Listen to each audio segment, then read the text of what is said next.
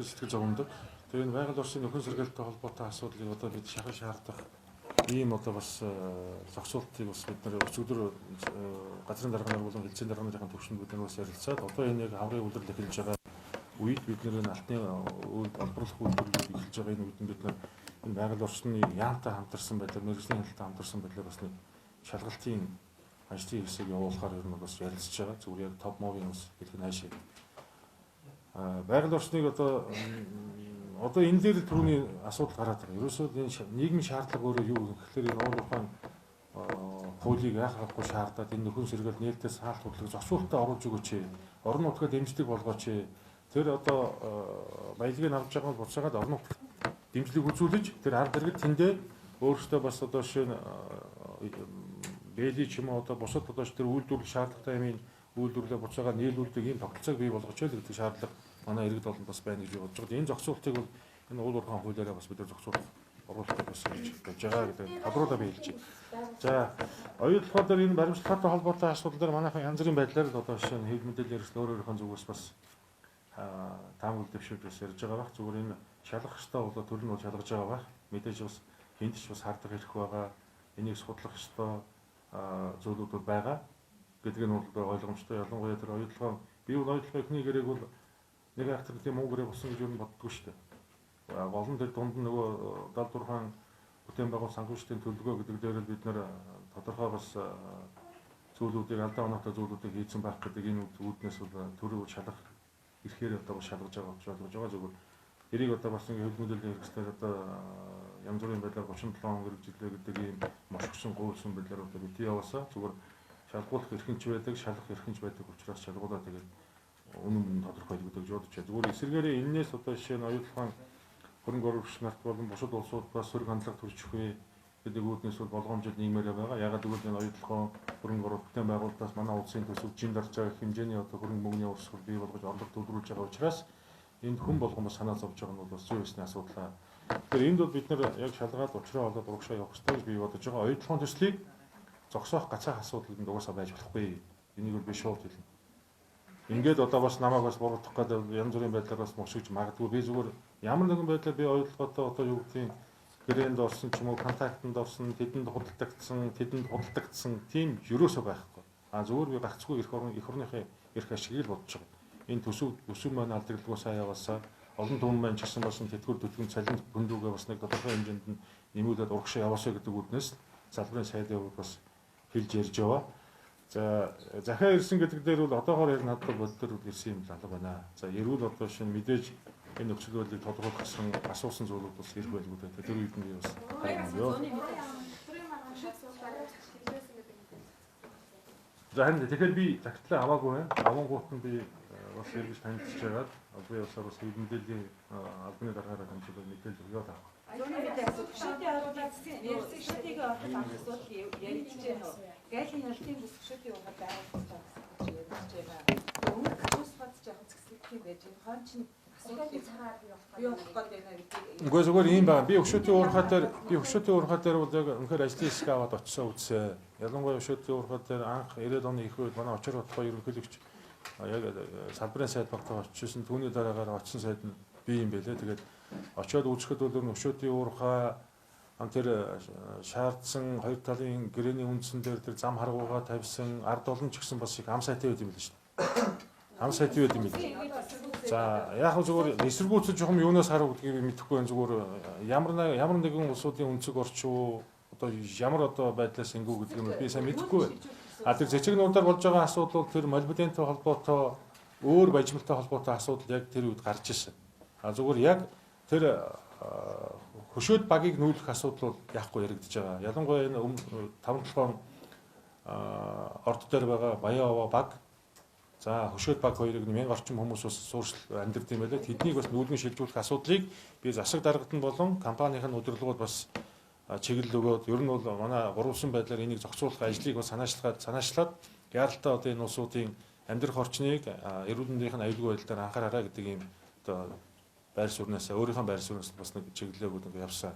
Одоогоор хийгдэх байлгүй гэж бодож чинь зүгээр бид нар аймгийн удирдлагуудтай 21 аймгийн удирдлагуудтай уулуурхай яамны зүгээс бол жил жилийн гэрээ хийж ажилладаг. Тэгээ гэрээнийхээ одоо зүйл заалтан дээр бол ялангуяа хөшөөтийн уурхай голгол одоо энэ холбогдох том бүтээн байгуулалтын ажлуудыг оруулсан байгаа. Эднийхээ явц байдлыг бид нэр улирлаар ингээд өгнө явчихна.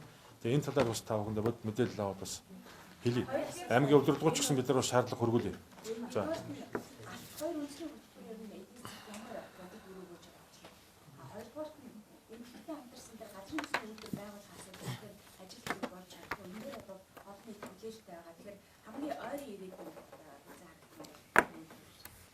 Алт хөтөлбөр гэдэг үеийн засгийн газар ер нь гарч ирээд алт хөтөлбөрөө бас явуулдаг. Ер нь алт гэдэг бол Монголын үндэсний аж ахуйн нэгжүүд одоо хөрөнгө санхүүтэй болж босч ирэх.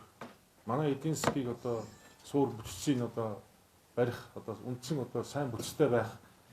Энэ үндэс нь бол өөрөө алт юм байнамаа. Өөрөөс алт.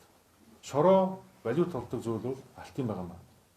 Тэгээ бид нар зүгээр яг зохистой уулуурхаа зөв одоо энэ хариуцлагатай уулуурхаагаад явуулж чадаагүй үднээс нийгэмдээ буруу ойлголт төрүүлсэн болохоос биш.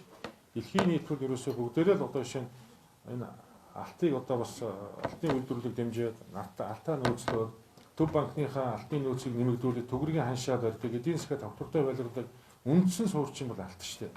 Одоо жишээ нь Хонконг доллар өнөөдөр 20 гаруй жил 775 дээр байгаа шүү дээ. Энэ юутай холбоотой юм гэхээр алтын нөөцтэйгээ холбоотой байгаамаа. Өнөөдөр манай улс 20 тонн алтыг өнгөрсөн 17 онд бас төв банкндаа нийлүүлсэн гэдэг. Хөв болон төрийн за одоо хойроо хөдөлмөр гэрчлэгийн улсуудын алтны одоо нийлүүлэлт. Би юу энийг бол чамдалтай гэж ойлгож байна. Бид өнөөдөр жилдээ 50 тонн алтыг төв банкндаа одоо бас тушаадаг байх хэрэгтэй. 50 тонн алтаа бид нэр эргээд цэвэршүүлдэг байх хэрэгтэй. Цэвэршүүлсэн алтаа бид нар төв банкндаа нөөцлөдөг байх хэрэгтэй. Тэгжиж бид нар дэлхийдээ бас нэг хил дээр ойлголцож энэ эдийн засгийн хүчтэй байр суурийг бол хадгалж явна гэж ойлгож байна. Төгрөг яагаад саваад байдгийг, төгрөгийн ханш яагаад долларын эсрэг сулраад байдгийг гэдэг чинь манай алтны нөөцтэй холбоотой юм байнамаа. Тэгэхээр энэ бол яа харга байхгүй та бидний амьдралтай холбоотой, та бидний одоо климат төрөвчтэй шууд холбоотой асуудал. Энийг бол бид нар бол яа харга байхгүй яамны зүгээс бол энэ алт хөтөлбөрийг бол бүрэн дэмжинэ. Гэхдээ хариуцлагатай сахилга баттай нөхөн сэргэлттэй хэлдэг ийм уулуурхаан компаниудаа бид дэмжиж ажиллана гэдгээр би бас хэлээл байгаа. А зүгээр байгаль орчин нөхөн сэргэлт хийдэг, орон нутгийг дэмждэг, төсвийн орлогыг нуун дарагдуулдаг, орлогоо нуун дарагдуулдаг аж ахуйн нэгжүүдийг бид нар дэмжихгүй.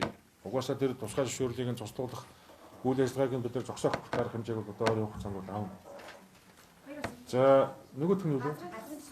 Газрын төсний үйлдвэрийг манай ерөнхий сайд нөрөөсөө яг бодлогын хувьд нь бүрэн дэмжиж байгаа шүү дээ. Би энийг зөв гэж ойлгож байна. Энэ газрын төсний үйлдвэрийг бид нар бол Монгол хүн байна даа энэ чинь. Үеийн засгийн газар яриад байдаг. Ер нь бид нар энийг хийн санаачлаад одоо хийж эхлүүлээд цаашдаа бид нар тодорхой хугацаанд барьна энэ чинь. 1.1 тэрбум гаруй доллараар одоо бид нар барьж байгаа болохоор техникийн эйжент бол одоо энэ төхөөрсөн засгийн газартаа яриад явж байгаа. Техник эдийн засгийн үндэслэл нь одоо гарсан байна чухал дарга. Гарсан байгаа тийм. Энийг нэг тайлбарыг бас өгчөөрөө. Ер нь бол монголчууд бол нэг газрын тос боловсруулах үйлдвэрээ барьж байгуулад эндээсээ бас нэг энэ нефтийнхээ үн хашийг зохицуулдаг ийм төвшөндүүд очих ёстой гэдэг дээр салбарын сайдын хувьд би бүрэн дүрэн дэмжиж байгаа.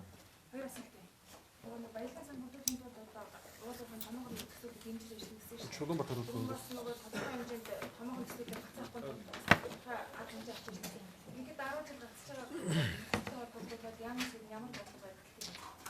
Ноён уултай холбоотой асуудал ярьж байна тийм.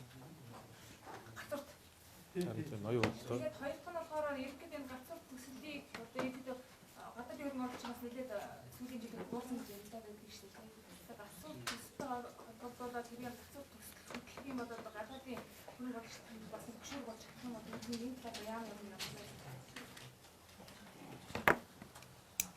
За газрын тосн дээр Чулуунбатарга ахад та намайг ярьсан дараагаар хариултаа өгчөөрөө.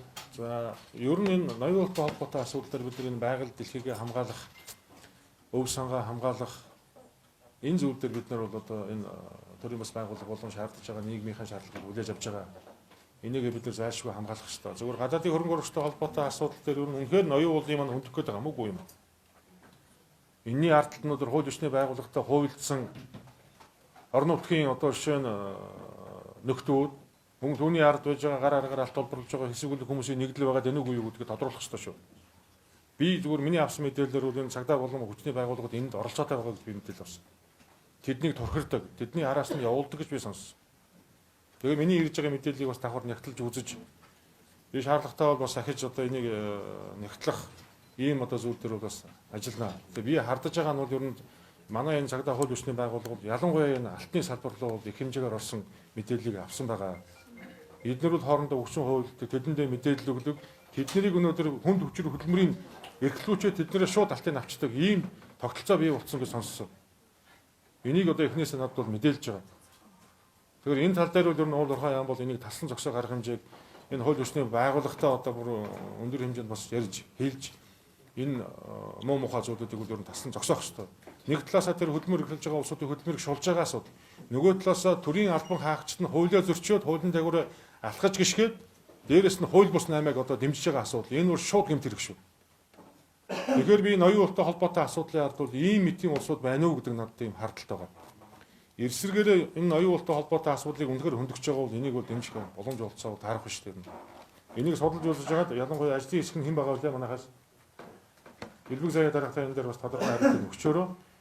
За гадаадын хөрөнгө оруулалтыг таасаа ярьж 100 ер нь буурсан асуудлаас ярьж байгаа шүү. Ер нь бол гадаадын хөрөнгө оруулалт бол энэ оны 17 оны эцсийн байдлаар бол 1.3 их найд одоо 1.3 тэрбум доллар одоо даваа явж байгаа. Энэ бол нэг хэсэг чинь бараг 112 сая доллар болсон байсан шүү дээ.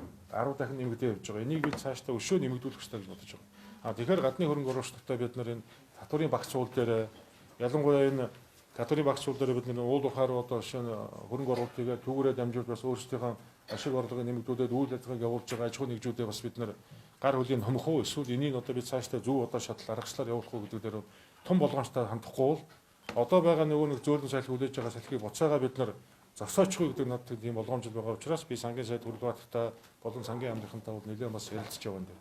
Одоо удахгүй их хурд бас өргөн барих гэж байгаа.